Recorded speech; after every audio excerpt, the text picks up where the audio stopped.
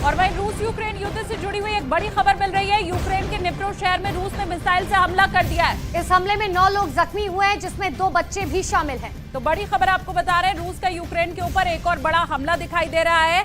इसमें कुछ लोगों के घायल होने की भी खबर मिल रही है। ये बताया जा रहा है 9 लोग जख्मी हुए हैं इस हमले में, साथ ही इसमें 2 बच्चे शामिल हैं।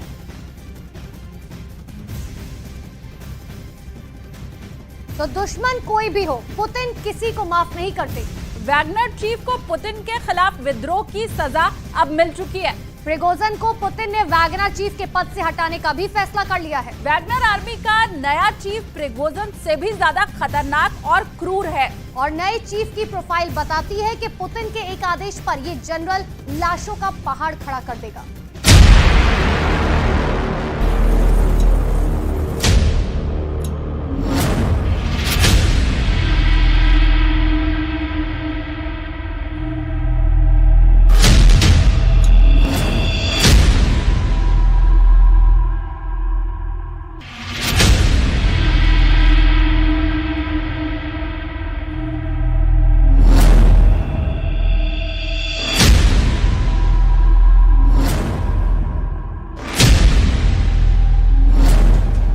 पुतिन का ऑर्डर आ गया है। वैगनर आर्मी में सबसे बड़ा बदलाव।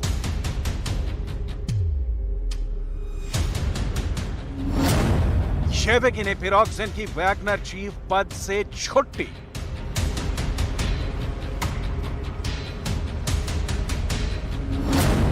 प्राइवेट आर्मी वैगनर को मिला नया चीफ।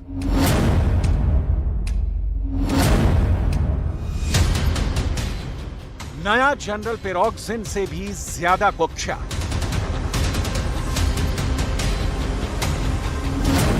महायुद्ध का सबसे बड़ा टर्निंग पॉइंट आ गया। पुतिन चुन चुन कर बदला लेते हैं। पुतिन का ऐसा कोई दुश्मन नहीं जिसे पुतिन ने माफ किया हो, जो पुतिन के खिलाफ खड़ा हो और उसे इसका अंजाम नहीं भुगतना पड़े।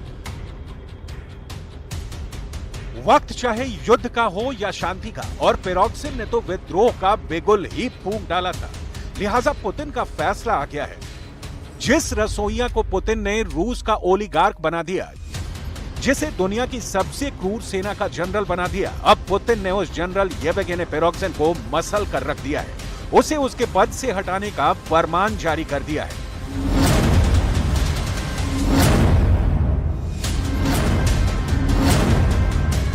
तो कौन है पुतिन की बनाई वैगनर सेना का नया चीफ?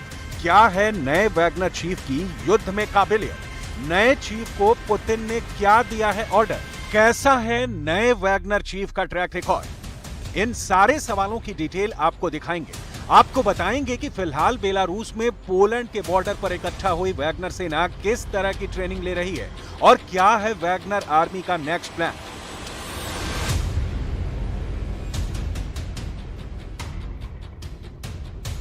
क्योंकि बतौर वर्तमान चीफ प्रिगोजिन ने ऐलान किया है कि वो यूक्रेन की जंग नहीं लड़ेंगे, बल्कि पोलैंड की ओर कूच करने वाले हैं। लेकिन उसके पहले नए वैगनर चीफ को जान लीजिए और उसके अब तक के कारनामों की फाइल देख लीजिए। इस तस्वीर को बहुत गौर से देख लीजिए, बार बार देख लीजिए, क्योंकि इंटरनेट पर इस जनरल का वीडियो ना के बराबर है, लेकिन इसका काम यूक्रेन से लेकर अफ्रीका तक लोगों के दिलों में खौफ भर देता है।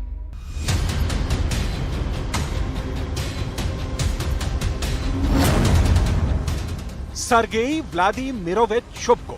सर्गेई 47 साल का है, यूक्रेन में ही पैदा हुआ है, लेकिन 1990 के दशक में सर्गेई के माता पिता यूक्रेन छोड़कर रूस चले गए। वैगनर ग्रुप ज्वाइन करने के पहले सर्गेई व्लादिमीरोविच 1994 से 2002 यानी 8 सालों तक रूस के एयरबोर्न ट्रूप्स में था। 2003 में सर्गेई को कमीशन फॉर यूथ अफेयर्स का चेयरमैन बना दिया गया। 2014 में सर्गेई कोसैक सोसाइटी का हेड बना। सर्गेई ने 2017 में वैगनर ग्रुप ज्वाइन कर लिया। वैगनर सेना में शामिल होते ही 2018 में पुतिन ने सर्गेई को सीरिया भेज दिया। 2021 में सर्गेई अफ्रीका में वैगनर की कमान संभाल रहा था। 2022 में सर्गेई आक्रुग प्रशासन का डिप्टी हेड बन गया। सर्गेई के खिलाफ आतंक और हिंसा के कई मामले दर्ज हैं। सर्गेई को फ्रंट लाइन पर मोर्चा संभालने के लिए पॉयनियर के नाम से भी जाना जाता है। सरगेई की वैगनर चीफ के तौर पर ताजपोशी करके पुतिन क्या मैसेज देना चाहते हैं? अब पुराने चीफ येवगेनी प्रिगोजिन का क्या होगा? और सबसे बड़ा सवाल जो पश्चिम मीडिया में उठाए जा रहे थे कि वैगनर के विद्रोह के बाद पुतिन इस सेना को ही भंग कर देंगे।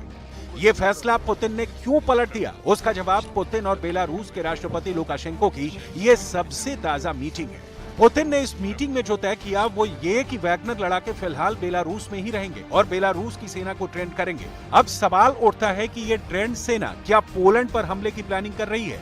तो उसका उत्तर फिलहाल देना तो मुश्किल है, क्योंकि पोलैंड पर हमले का मतलब होगा नाटो के 31 देशों के खिलाफ रूस का जंग छेड़ना, जिससे पुतिन बचते दिख रहे हैं। लिहाजा सवाल घूमकर वैगनर पर टिक जाता है कि नए चीफ की नियुक्ति की जरूरत ही क्यों पड़ी अगर प्रिगोजिन पुतिन का बहुत खास था। इस सवाल का जवाब आपको वैगनर विद्रोह की क्रोनोलॉजी में मिलेगा।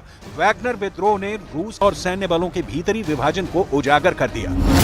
ये तथ्य है कि वैगनर सैनिक सशस्त्र विद्रोह शुरू करने और पीछे हटने से पहले मॉस्को की ओर कूच करने में सक्षम थे, जो रूसी सुरक्षा तंत्र के भीतर कमजोरियों का सबूत है। विद्रोह का असर लंबे वक्त में ये हो सकता है कि ऐसे विद्रोह और भी कई हो सकते हैं। विद्रोह ने राष्ट्रपति पुतिन की कमजोर होती सत्ता का सच दुनिया के सामने ला दिया। वैगनर विद्रोह की इससे पैदा हुई अनिश्चितता के कारण रूसी रूबल विनिमय दर में अस्थिरता की स्थिति पैदा हो गई।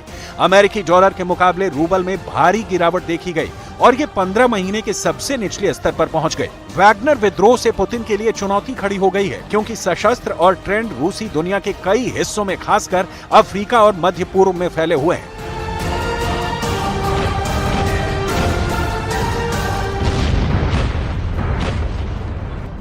असल में वैगनर विद्रोह बहुत कम वक्त के लिए खड़ा हुआ और पुतिन की ताकत की आंधी के सामने कुछ घंटे तक ही टिक पाया।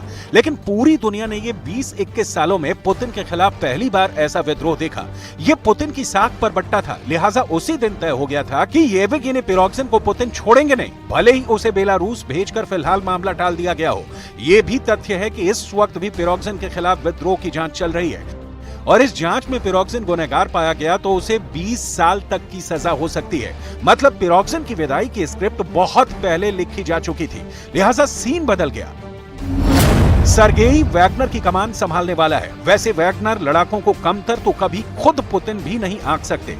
इसका कारण है इन भाड़े के सैनिकों का युद्ध में प्रदर्शन। बखमूत इलाका सबसे बड़ा सबूत है, जहां फ्रंट पर खड़े होकर वैगनर लड़ाकों ने जीत हासिल की और पुतिन को बखमूत गिफ्ट कर दिया। दूसरा, पुतिन 50,000 ट्रेंड भाड़े के सैनिकों की सेना को भंग भी कर देते तो ये लड़ाके क्या करते?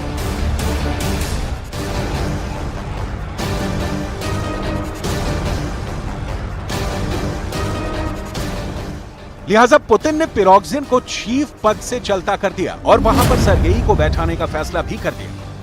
अब सवाल है कि यहां से वैगनर आर्मी का आगे का भविष्य क्या है? असल में वैगनर सिर्फ युद्ध नहीं लड़ते, बल्कि Syria, Libya, Africa, Argentina, Belarus, Cyprus, Hong Kong, Sudan, Venezuela में फैले हुए हैं। इन देशों में इन भाड़े के सैनिकों को सिर्फ युद्ध के लिए नहीं भेजा गया, बल्कि सूडान में तो सोने की खानों की रक्षा की जिम्मेदारी भी इन्हें सौंपी गई है। रूस के वैगनर प्रमुख येवगेनी प्रिगोजिन के आलीशान घर और कार्यालयों पर 5 जुलाई को रूसी सुरक्षा बलों ने जब छापा मारा तो वहां से बंदूकें, गोला बारूद, सोने की ईंट बरामद की गई। यह इस बात का सबूत है कि भाड़े के इन सैनिकों को पुतिन ने लूट की खुली छूट दे रखी है। लिहाजा इन भाड़े के ही सही इन सैनिकों को रूस की सेना के लिए संभालना आसान काम नहीं है। यही वजह है कि पुतिन ने अपनी इस प्राइवेट आर्मी को भंग नहीं किया, बल्कि चीफ प्रिगोजिन को ही बदल दिया।